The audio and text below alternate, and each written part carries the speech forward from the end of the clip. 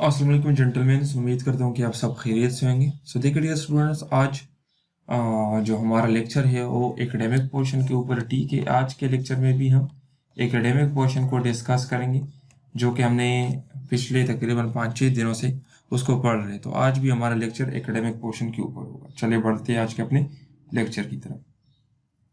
देखिए dear students, आज का जो हमारा लेक्चर है वो इस्लामियात पोर्शन में है और इस्लामियात पोर्शन में हमने ओल्ड नेम्स को डिस्कस करना है। याद रहे कि ओल्ड नेम्स एक आपका पाक स्टडी पोर्शन में भी आएगा। ठीक है, पाक स्टडी में भी आपका ओल्ड नेम्स आएगा, लेकिन पाक स्टडी में जो ओल्ड नेम्स है तो वो पाकिस्तानी सिटीज़ के ओल्ड नेम्स है, और यहाँ पे जो ओल्ड नेम्स है वो इस्लामिक यानी मक्का, मदीना, इस्तांबुल वगैरह वो ओल्ड नेम्स हमने डिस्कस करने। ठीक है, और इसके अलावा सेवल सित्ता हमने डिस्कस करना है। 4 जो ऑथेंटिक हदीस की बुक्स है उनको हमने आज के लेक्चर में डिस्कस करना है। ठीक है डियर स्टूडेंट, इसके साथ हम इस लेक्चर के अंदर पास्ट पेपर्स के एमसीक्यूज भी आपको पॉइंट आउट करके देंगे। उसको एक्स्ट्रा पढ़ेंगे नहीं, बल्कि लेक्चर के अंदर ही आपको पॉइंट आउट करके देंगे। ठीक है डियर स्टूडेंट्स, चलिए बढ़ते अपने लेक्चर की तरफ। देखिए स्टूडेंट्स, सबसे पहले जो हमारा लेक्चर है वो ओल्ड नेम्स से रिलेटेड है। जिस तरह मैंने पहले आपको बता दिया कि आपके ओल्ड नेम्स पाक स्टडी पोर्शन के अंदर भी है और इस्लामियात पोर्शन के अंदर भी है। इस्लामियात पोर्शन के अंदर जो ओल्ड नेम्स है वो मक्का, मदीना और इस्तांबुल से रिलेटेड वो ओल्ड नेम्स हमने डिस्कस करनी है। और पाक स्टडी में जो ओल्ड नेम्स है तो वो आप लोगों के जो पाकिस्तानी सिटीज के ओल्ड नेम्स है, जिस तरह अटक का कैम्बलपुर हो गया, फैसलाबाद का लोयलपुर हो गया, वो हम वहां पे डिस्कस करेंगे। अभी यहाँ पर हमारा जो ओल्ड नेम्स है वो इस्लामिक हिस्ट्री से रिलेटेड ओल्ड नेम्स हम डिस्कस करेंगे। ठीक है स्टूडेंट, तो देखिए सबसे पहले जो हम मशहूर ओल्ड नेम्स है वो हम डिस्कस करते हैं। देखिए एक हो गया आपका मदीना, ठीक है, मक्का, ठीक है स्टूडेंट्स। इसके अलावा इस्तांबुल हो गया,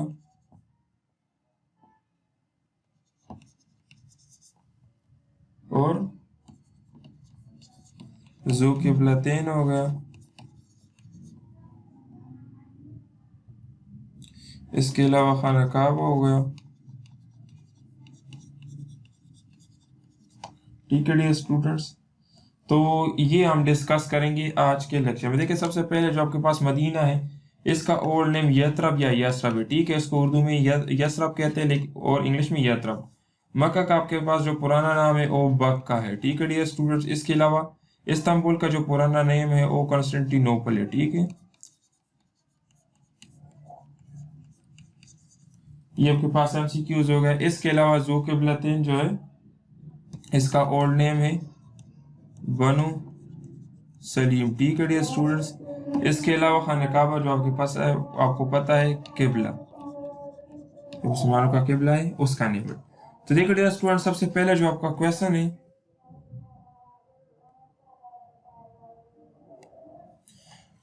ये आप लोगों के साथ पीएमए 147 लॉन्ग कोर्स में आया था। ये वाला क्वेश्चन पीएन कैडेट के टेस्ट में आया था।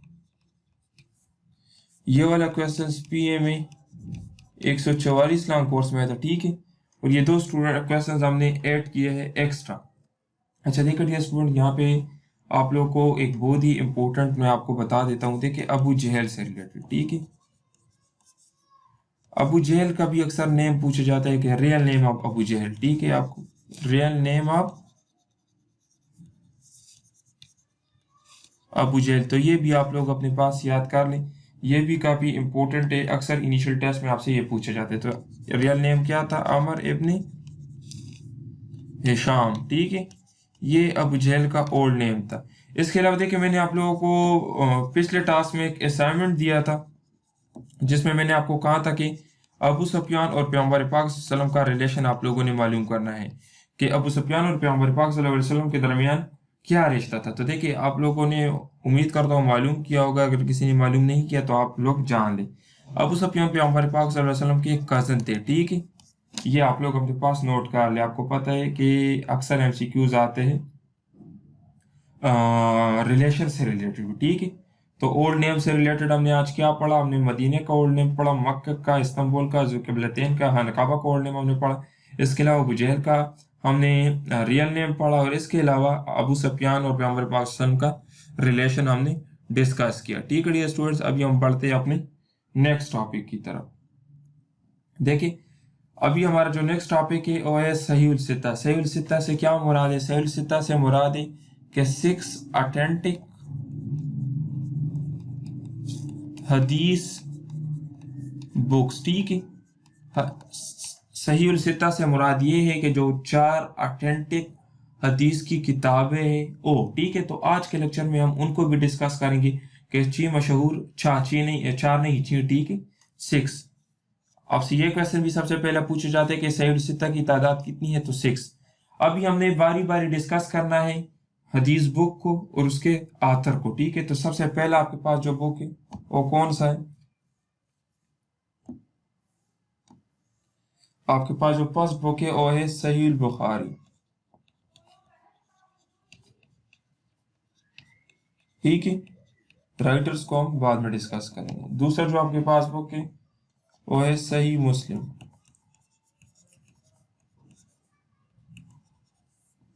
थर्ड जो आपके पास बुक है वो है सुनन इब्न अबी दाऊद, ठीक है। आपके पास जो फोर्थ बुक है वो है सुनन इब्न माजा, ठीक है। इसके अलावा आपके पास जो फिफ्थ बुक है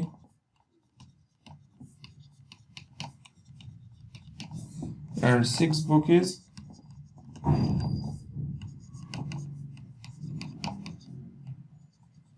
तरमीदी, इसको उर्दू में तरमीजी कहते हैं, ठीक है।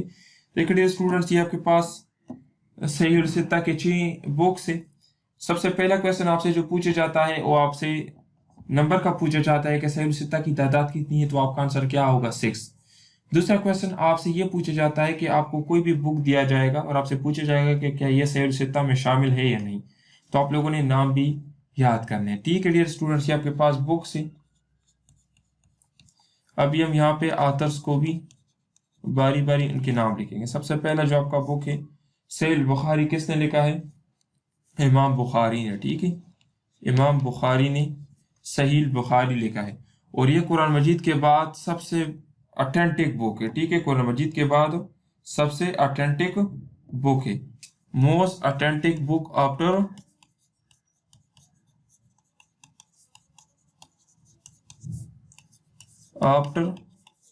कुरान, ठीक है डियर स्टूडेंट्स। और ये आप लोगों का क्वेश्चन भी है जो कि PMA 147 नाम कोर्स में आया था, ठीक है। देखिए अभी तक हमने क्या पढ़ा? सहीहुल बुखारी इमाम बुखारी ने लिखा है और ये कुरान मजीद के बाद सबसे ज्यादा ऑथेंटिक बुक है। ये क्वेश्चन आप लोगों के PMA 147 नाम कोर्स में आया था, ठीक है। अभी नेक्स्ट आपके पास क्या है? सही मुस्लिम। सही मुस्लिम किसने लिखा है? इमाम मुस्लिम ने लिखा है, ठीक है डियर स्टूडेंट्स। थर्ड आपका है सुनत इब्न अबी दाऊद, ये आपके पास है इमाम अबू दाऊद ने लिखा है, ठीक है डियर स्टूडेंट्स। इमाम अबू दाऊद। सुनत इब्न माजा किसने लिखा है? इमाम इब्न माजा ने लिखा है, ठीक है। सुनन निसाई किसने लिखा है? इमाम निसाई ने। बस ये आपको बुक के नाम से ही उसके आतर का पता चल जाता है। जो सबसे इंपॉर्टेंट MCQs है यहाँ पे वो ये है, ठीक है डियर स्टूडेंट्स। इसके अलावा सुन्नत तरमीजी किसने लिखा है? इमाम तरमीजी ने, ठीक है डियर स्टूडेंट्स। इसके अलावा जो लार्जेस्ट कलेक्शन है हदीस की, सबसे ज्यादा हदीस भी बुखारी में है, इमाम बुखारी में है, ठीक है। इसके अलावा देखिए डियर स्टूडेंट्स, यहाँ पे आप लोगों ने ये जो टॉपिक है ये अपने पास कॉपी में नोट कर ले, क्योंकि ये नोट्स के अंदर हमने इंक्लूड नहीं किया। ये आप अपने साथ कॉपी के अंदर नोट कर ले। यहाँ से MCQs किस किस एंगल से आते हैं दोबारा आपको MCQs बता देता हूँ। देखिए सबसे पहला जो आपके पास MCQs आएगा वो आपसे नंबर का पूछा जाता है, ठीक है। नंबर का पूछा जाता है कि नंबर कितनी है। दूसरा आपके पास आइडेंटिफिकेशन से रिलेटेड MCQs आता है। मीन्स आपको ये इसमें से कोई भी बुक दिया जाएगा और आपसे पूछा जाएगा कि क्या ये सहीहुल सित्ता में शामिल है या नहीं। थर्ड आपके पास आथर से का पूछा जा सकता है, ठीक है। फोर्थ क्वेश्चन आपके पास ये होगा ऑथेंटिक बुक हो गया, most authentic book after Quran. Fifth largest number of हदीस कौन से में, ये आपके पास लार्जेस्ट नंबर ऑफ हदीस, ठीक है। ये आपके पास 5 तरह के क्वेश्चन है जो सहीहुल सित्ता से रिलेटेड आपकी इनिशियल टेस्ट में आते हैं, ठीक है डियर स्टूडेंट्स। ये आप लोग एक नज़र देख। थैंक यू डियर स्टूडेंट्स, आज के लिए इतना ही। अपना ख्याल रखिए। अल्लाह हाफिज़।